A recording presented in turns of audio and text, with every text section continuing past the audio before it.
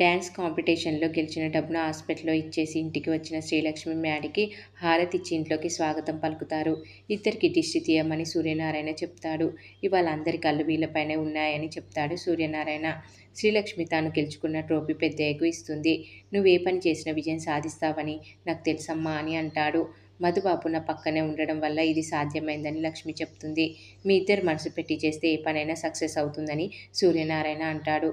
ఇప్పుడు ఎలా విజయం సాధించారో అలాగే మీ కాపురంలో కూడా విజయం సాధించాలని చెప్తాడు. ఇంతలో కల్పించుకొని ప్రియంవద ప్రైజ్ మనీ ఎక్కడా అని అడుగుతుంది. ఆ డబ్బులు ఆ సీక్రెట్గా వైద్యం చేస్తున్న డాక్టర్కి ఇచ్చి రావాలి కదా అని అంటుంది. మీకు ఆ శ్రమ అక్కర్లేదు అమ్మగారు, దారిలో వచ్చేటప్పుడు మేము ఆ డబ్బులు వచ్చేసామని లక్ష్మి చెప్తుంది. లక్ష్మితో పాటు వెళ్ళి ఆ ప్లేస్ ఎక్కడో చూసి వద్దామనుకుంటే ఇలా జరిగింది ఏంటని ప్రియంవద బాధపడుతుంది. నువ్వు కూడా వెళ్ళావా మ్యాడీ అని అడిగితే తాను వెళ్ళలేదని అబద్ధం చెప్తాడు మ్యాడీ. ఇంతలో ఐశ్వర్యను చూసుకోవడానికి వస్తున్నామంటూ పెళ్లివారు ఫోన్ చేయడంతో ఆ విషయం సూర్యనారాయణ కుటుంబ సభ్యులకు చెప్తాడు.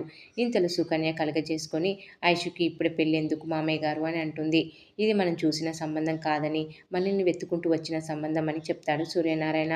ఇలాంటి సంబంధం దొరకాలంటే రాసిపెట్టి ఉండాలని అంటాడు. అప్పుడే పెళ్లి వద్దని ఐషు ఏడుస్తుందని చెప్పగా నీకు పెళ్లి చేస్తామని మీ అమ్మ నాన్నలకు చెప్పినప్పుడు నువ్వు కూడా ఏడ్చే ఉంటావు కదా అని అంటాడు. అమ్మాయిలు ఎవరైనా అలాగే భయపడతారని ఆ తర్వాత చాలా బాగుంటారని చెప్తాడు. నేను వాళ్లకు మాటిచ్చానని చెప్పి వెళ్ళిపోతాడు సూర్యనారాయణ. ఇక మరోవైపు ఒంటరిగా కూర్చొని బాధపడుతున్న ఐషు దగ్గరికి వచ్చి లక్ష్మి ఆమెకు సలహాలు ఇవ్వడంతో ఐషు మండిపడుతుంది. అసలు నువ్వు ఇంట్లోకి అడుగుపెట్టిన తర్వాతే మాకు దరిద్రం పట్టుకుందని అంటుంది. మా అక్కకు ఇష్టం లేని పెళ్లి చేశావని, మా అన్నయ్యకు ఇష్టం లేకుండానే పెళ్లి చేసుకున్నావని, ఇప్పుడు నాకు కూడా చేయాలని చూస్తున్నావా అని నిలదీస్తుంది. మేం మాత్రం ఎవరిని పడితే వాళ్ళని చేసుకుని పల్లెటూళ్ళలో కష్టాలు పడుతుంటే మీలాంటి వాళ్ళు మాత్రం మా ఇంటికి వచ్చి పెత్తనం చెలాయిస్తున్నారని మండిపడుతుంది ఐషు. ఇంతలో ప్రియంవద మ్యాడీ అక్కడికి రావడంతో లక్ష్మి వెళ్ళిపోతుంది. అక్క పెళ్ళి ఆపుతాను అని చెప్పి దాని పెళ్లి చేసినా చూస్తూ ఊరుకున్నావని, కనీసం నా పెళ్ళి అయినా ఆపమని మ్యాడీని ఐషు కోరుతుంది. నాకు ఇష్టం లేని పెళ్లి చేస్తుంటేనే నేను ఏం చేయలేకపోయాను. ఇప్పుడు నీ పెళ్ళి నేను ఎలా ఆపగలనని మ్యాడీ అంటాడు.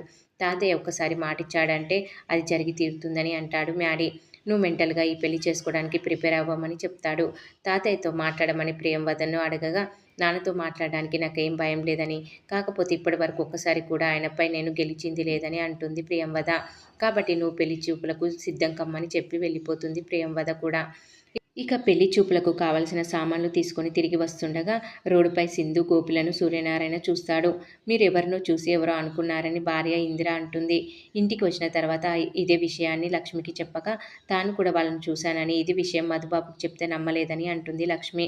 ఒకరికి కనిపించడం అంటే యాదృచ్ఛికం కావచ్చని, ఇద్దరికి కనిపించారంటే తప్పకుండా ఇక్కడ ఉండే ఉంటారని అంటాడు సూర్యనారాయణ. వెంటనే సింధుకు ఫోన్ చేసి చెప్పగా తాము హైదరాబాద్లోనే ఉన్నామని అంటారు. మరి ఎందుకు ఇంటికి రాలేదని అంటే గోపి ఫోన్ తీసుకొని తాము హనీమూన్కి వచ్చామని చెప్పడంతో సూర్యనారాయణ సరే అని అంటాడు. మరి ఏం జరగబోతుంది అనేది రాబోయే ఎపిసోడ్లో తెలుసుకుందాం.